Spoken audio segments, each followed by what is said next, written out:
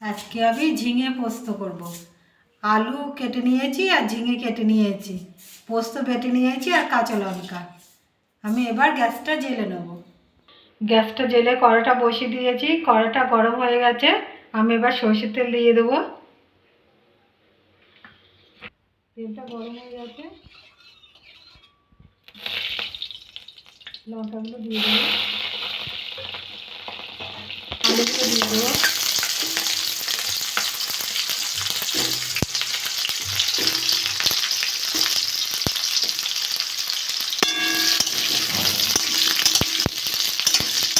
একটু ভেজে নেবো, আলুগুলো একটু ভেজে নিয়েছি, ঝিঙেগুলো দিয়ে দেবো।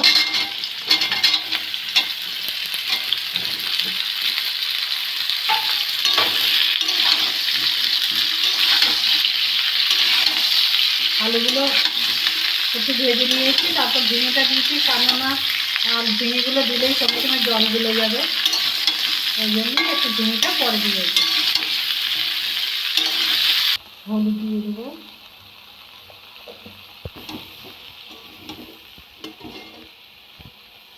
স্বাদ মতো লবণ,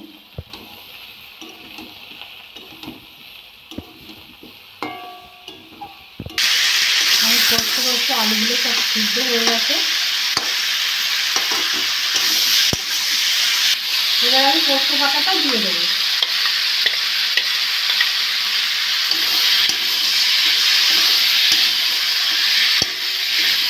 পোস্ত দিয়ে নেড়ে চেড়ে জল দিয়ে দেবো।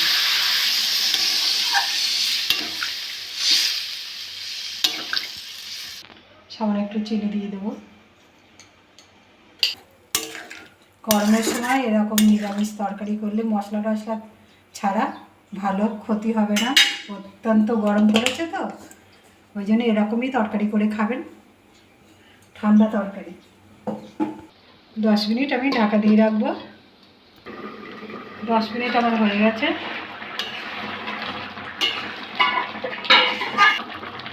তরকারিটা আমার হয়ে গেছে, আমি এবার নামিয়ে নেব।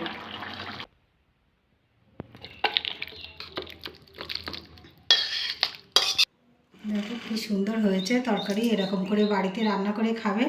খেয়ে ভালো লাগলে আমার চ্যানেলটাকে লাইক করবেন, শেয়ার করবেন, কমেন্ট করবেন, সাবস্ক্রাইব করবেন। ধন্যবাদ।